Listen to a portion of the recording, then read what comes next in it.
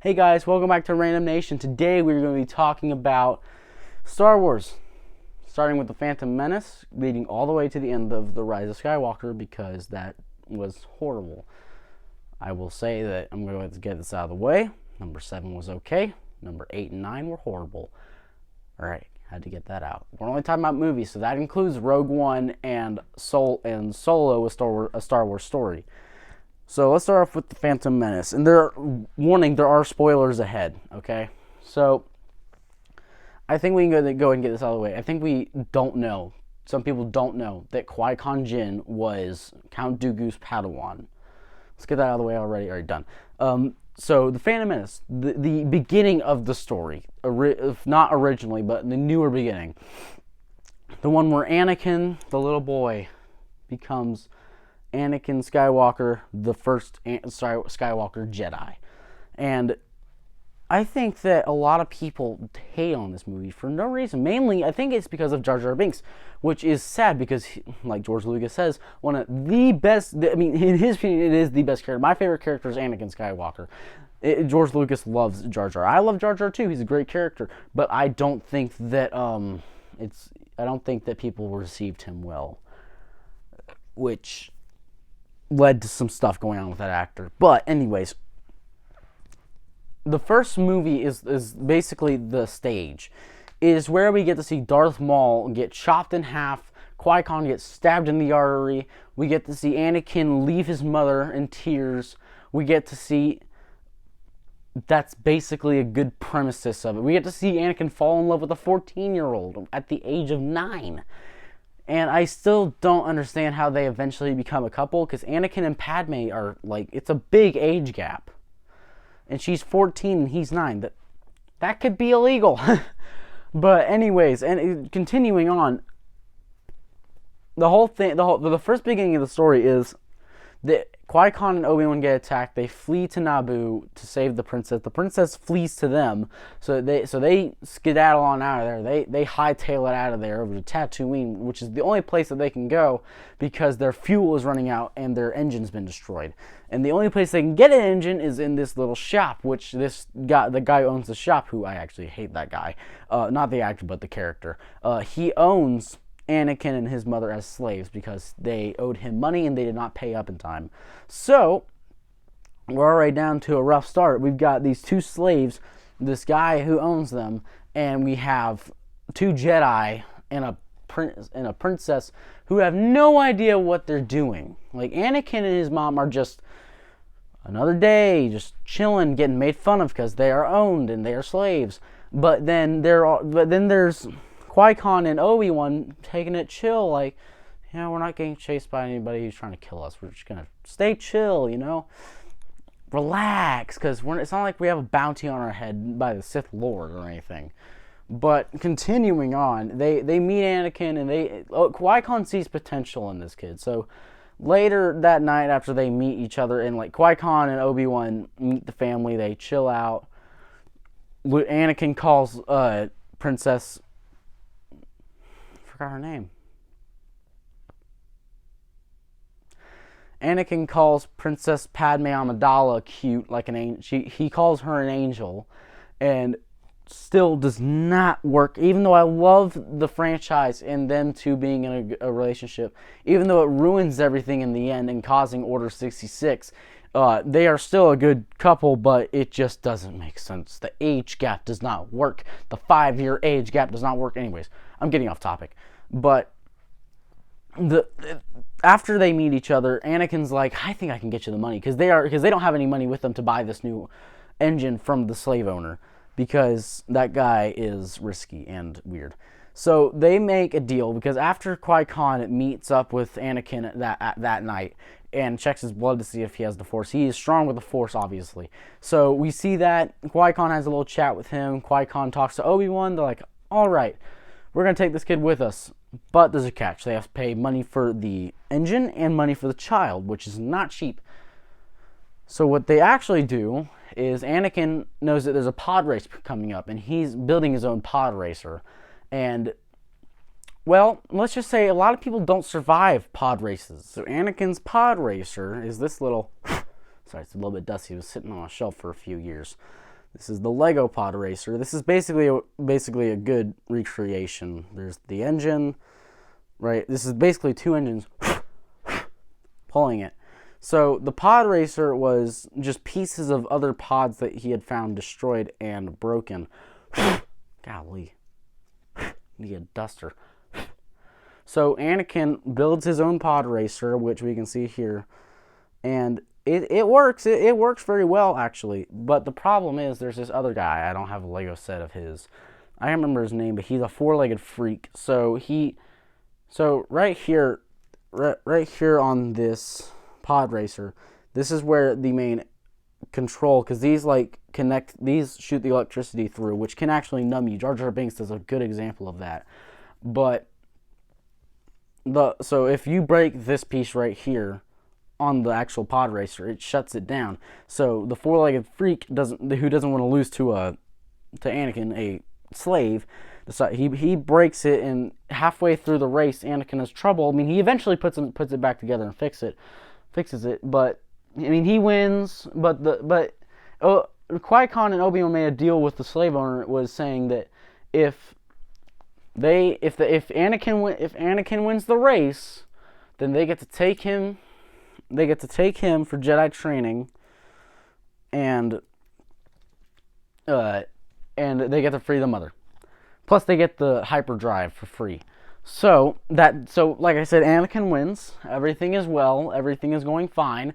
Anakin has to say goodbye to his mom, and that ruins Anakin very much, as you'll see in the next next movie. Because, well, let's just say he has anger issues, some very bad anger issues, and that can be an issue. But I mean, they free him. Then now they have to go to Naboo to get Padme back in her power. About all these clips. I've been standing and stuff all day. I'd like to sit down for a little bit. But so where did I leave off? That's right. They're back on Naboo. So Anakin and Padme run off to go and hide from the Phantom Menace himself, Darth Maul, who appears out of nowhere with his double-bladed lightsaber to fight Qui-Gon and Obi-Wan, which leads to Qui-Gon's death after he tells Anakin, "I'm going to train you." That didn't work out too well. So Qui-Gon's dead, and then Obi-Wan gets ticked off, so he goes in and he chops him in. So he chops the Phantom Menace in half. That ends the Phantom Menace's story, so that's over with. Anakin eventually falls in love with Padme, like in the story correctly. I'm telling you facts. Do not think that I'm lying to you, because I'm not lying. If I lied to you, I would not be making this video. I'm telling the truth. But anyways, I mean, it's a pretty cool story to start off with. So let's zoom forward a little bit. A few years later, Anakin is a Jedi Padawan. He's not a Jedi Knight or Master yet. So Obi-Wan is his master. They're like brother. They have a brother relationship. They have brotherly love. And then the main issue is someone is trying to assassinate Padme Amidala. And Padme Amidala, being the love of Anakin's life, who they have not married yet, not yet, they haven't married yet. Anakin wants to protect her at all costs. So Palpatine, already knowing what's going to happen in the future, assigns Anakin himself, without consulting the council, he assigns Anakin the task of protecting Padme Amidala, which really sets the mood for the next few movies, because that decision right there sets it all, because they spend so much time together, and they get like in their relationship during this mission. So then they introduce the clones. I forgot to say the intro or the beginning of this movie. This is Attack of the Clones. So this is where the Clone Wars start off. I will not be talking about the show or the movie. That's like a 5-hour-long conversation that I'd have to have. I'm not going to be talking about that today. I'll talk about that later. So anyways, Anakin and Padme are falling in love during this. They introduce the clones, and the first ever clone was Boba Fett, if we think about it correctly. But the person who donated his blood to be used to make all the clones was Jango Fett. Most people don't know that Boba Fett is not actually the son of Jango Fett, but he is Jango Fett, just with a different name. And every single clone is Jango Fett, just they have different looks. Like Captain Rex, he has blonde hair. 99, he's defective. He's got some issues. He can't walk correctly. He doesn't look right. Some of them are Irish. Some of them are British. Some of them are they're all Irish and British. That's about all the differences that come. Other than the hairstyles, that's about the only differences there are. And the clones are introduced. Jango Fett is now seen as a villain. And I actually had a conversation. I actually accidentally got into an argument actually with someone on a comment stream the other day. And I said, people don't understand that Jango Fett's not a villain. He was like, well, he is. He tried to kill Padme and every single other great character in the show. And all I'm saying is, he's not a villain. I said, he's not the villain, he's just doing his job. If Luke Skywalker did the same thing as a Mandalorian, no one would care because he's the main Jedi. And I mean, he agreed with me. The argument was settled, everything was fine. But Jango Fett is introduced, and his job was he was given a job from Palpatine to try and kill Padme. He did not do it successfully, and it was a whole mess with him trying to kill Padme because he had someone else do it for him. He had a shapeshifter do it for him instead of him actually manning up and doing it himself. Even though he was one of the greatest bounty hunters in history, other than Boba Fett, who was actually in history of the Mandalorian. He was one of the best Mandalores, other than Din Djarin. So it's like it goes Boba Fett, Jango Fett, then Din Djarin as the best Mandalorians. Continuing on, Boba Fett. They find out that Boba Fett and Jango Fett are the ones who tried to kill Padme.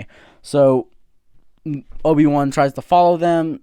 They think that they blew him up. So they think they've lost him and he's blown up. But Obi-Wan falls into Geonosis. He gets captured. Count Dooku interrogates him. Count Dooku is also not a villain. He saw the brokenness in the Jedi Council and he wanted to fix everything. He wanted everything to be good. He wanted to save the galaxy, not destroy it. So Palpatine manipulated him into fighting people and killing other Jedi when really he could have been the savior of all of this.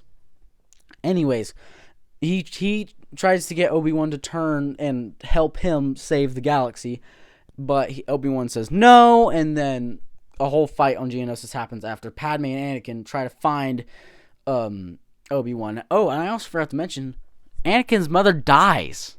Yeah. So, not a heartfelt movie entirely with Padme and Anakin getting married at the very end of it, but Anakin tries to save his mother from the Sand People. She dies while talking to him. She dies in his arms. Then all of a sudden, Sand People appear, and then there's the famous line, "I killed them. I killed them all.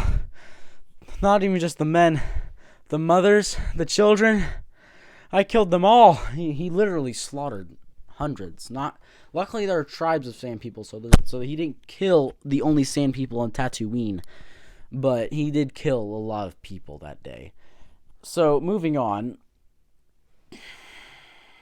we have them on Geonosis. They have a big fight. The clones are introduced. They destroy almost the entire droid army and save the day. Let's see, what else is there other than them getting married? I don't think there's anything else with this movie. Yeah, that's about it. Now we're on to the Revenge of the Sith, my favorite Star Wars movie. Yes, I love it. Call me a psycho. I don't care.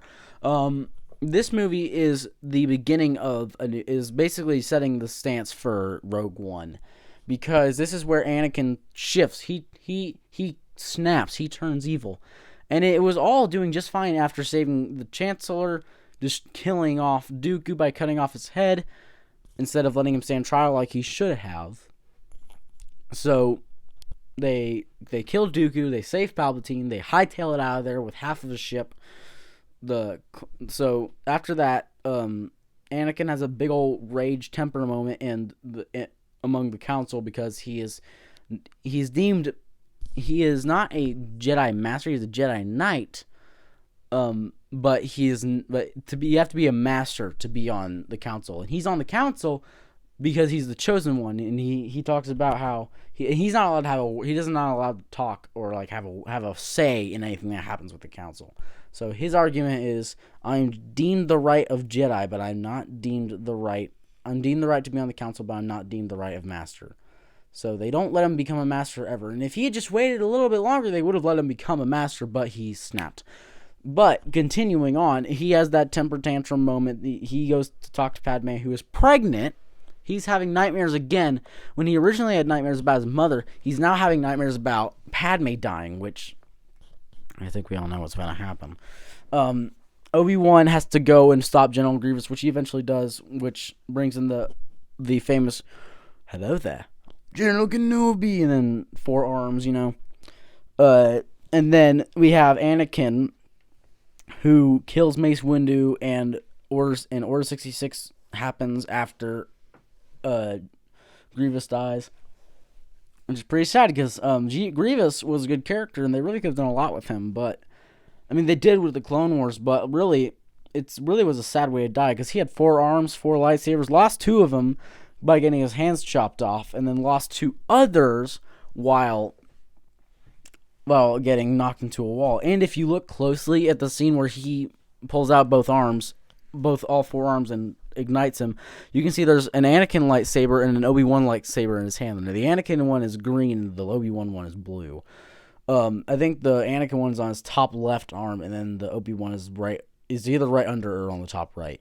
It's on one of the arms. I know that for sure. I was watching it the other day, and I remember seeing that, and I want to talk about that today as a part of this video. So Order 66 happens. He kills the younglings with the other famous line, "Master Skywalker, there's too many of them. What are we going to do?" Also, at the very beginning of the movie, it comes another famous line, which a lot of famous lines come from this movie, as in the very first line that Anakin says that's like the famous one of this. This is his only other famous quote before the other two, because this is where everybody knows him for. It's not what I know him for, but this is what almost everybody knows him for in the Star Wars community. This is where the fun begins. I know him for when you say Anakin, I think you underestimate my power, limbs get chopped off like sushi. But anyways, continuing on, we move on to after that happens, we have Obi-Wan going over to not Geonosis. He goes over to Mustafar to meet up with Anakin, who killed every single CIS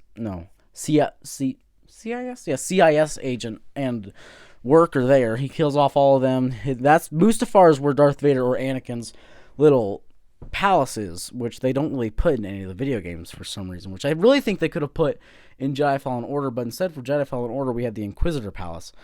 Anyways, Anakin goes there.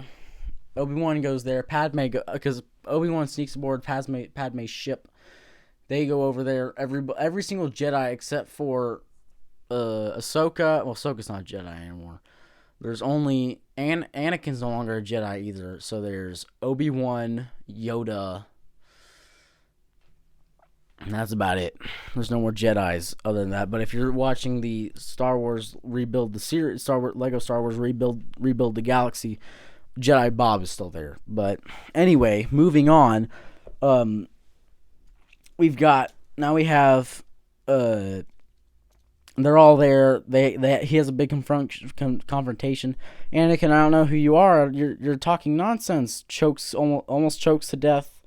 She gets knocked out. Anakin, let her go. If you're not with me, you are my enemy. I have failed you, Anakin. Big fight. Big fight. I love this fight scene. It's my favorite Star Wars fight scene in the entire series. And it is just such a great fight scene. I think if you've never seen the movie, watch the movie, but really pay close attention to this fight scene between Anakin and Obi-Wan. It just shows how their brother relationship just gets torn in half, and it's really sad to watch that happen, especially since they are like brothers in a way. Like, I loved you, Anakin, you were my brother. Which gets to, at the end of this fight, it's the big old, you underestimate my power, don't try it, chop, chop, chop. No, he only has one robotic arm. Then he gets his other limbs after he gets saved by Palpatine, where he gets absolutely burned to death. And there was a version, actually, where Anakin did survive. He kills Obi-Wan, and this was in a video game. I don't remember which video game it was. Anakin doesn't get his limbs chopped off. He kills Obi-Wan, and he takes over the Empire by killing Palpatine. That was like the first what-if moment in Star Wars history. There's another one in one other video game. I think it's the same video game. It's where Luke turns to the dark side thanks to Darth Vader's apprentice, Star Destroyer. No, I can't remember his name right now. I'll have to look it up later. But his apprentice gets him ticked off. He turns to the dark side. Yada, yada, yada. But anyways, Anakin loses his limbs. Obi-Wan takes his lightsaber. Anakin gets saved by Palpatine. Turns into Darth Vader, obviously. Then Obi-Wan is now with Padme in her final moments. She's like, I want Anakin. And then Obi-Wan's like, Anakin is no longer with us. Because Anakin is truly no longer with us. He is truly lost. And that's where, and Anakin goes, either you are against me or you're not with me. Then I failed you. You will fall to my new empire. You are truly lost, Anakin. You're truly lost. And that's where she says, and then he says it again. Because he is truly lost, like I said. So, and then Padme gives birth to Leia and Luke. She dies. Leia goes off with the Organas. Then Luke gets sent off to his only surviving relatives, his aunt and uncle, and that's basically the end of that. Other than Anakin becoming Darth Vader, that is the end of Star Wars: Revenge of the Sith. And then we go into New Hope, where Luke meets Han. He meets Obi-Wan. He meets Leia. Luke is actually the main reason that his family died. Actually, no. C-3PO and R2-D2 are the main reason that Luke's only family die, because they get sold to him because they weren't being careful, and C-3PO. Well, actually, it's only C-3PO's fault, because in the movie, C-3PO gets them both caught, which then they get sold to Anakin and Uncle Owen. And after that, after they get sold to Uncle Owen and... Oh, shoot. Oh, no, I'll fix that later. Actually, I'll fix it right now. So, they get sold to Anakin and... No, not Anakin. They get sold to Luke and Uncle Ben. And... So... No, not Uncle Ben. I'm Spider-Man. And they sold to Uncle Owen. So... That's really the main reason that they die. But... So, Luke gets... Anakin...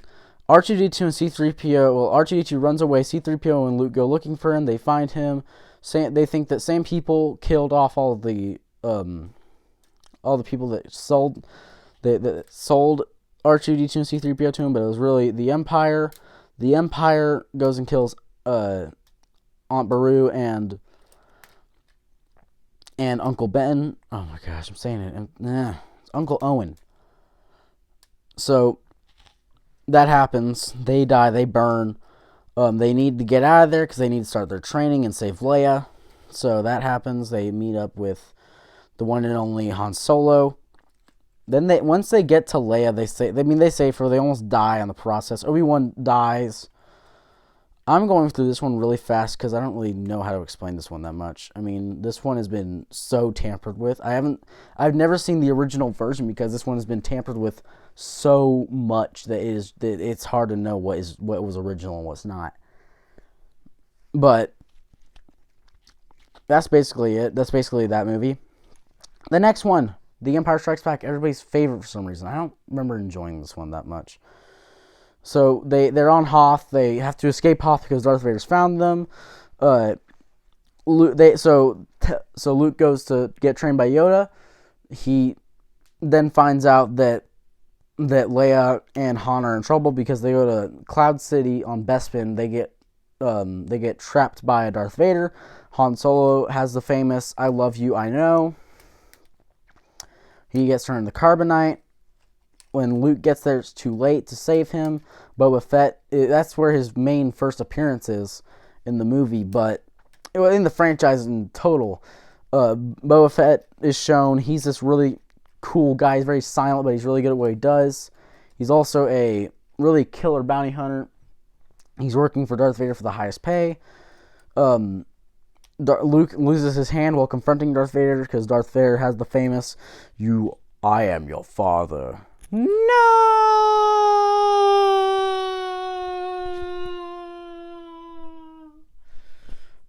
Luke jumps. He ends up falling onto the Millennium Falcon because they save him. Once again, these have been so tampered with, it's hard to know what's real and what's not, because I want to give you all the original story, not what's been tampered with by Disney and changed, because Disney ruins almost everything they buy. Like Marvel, for instance, and like I'm talking about now, Star Wars got ruined. I'm not kidding, they got ruined. Anyways, so after that, it's now Return of the Jedi, which my favorite classic one. It's my favorite original. And in this one, Luke now has a green lightsaber that looks a lot more like Obi-Wan's than it does Anakin's, because it's not Anakin's lightsaber anymore.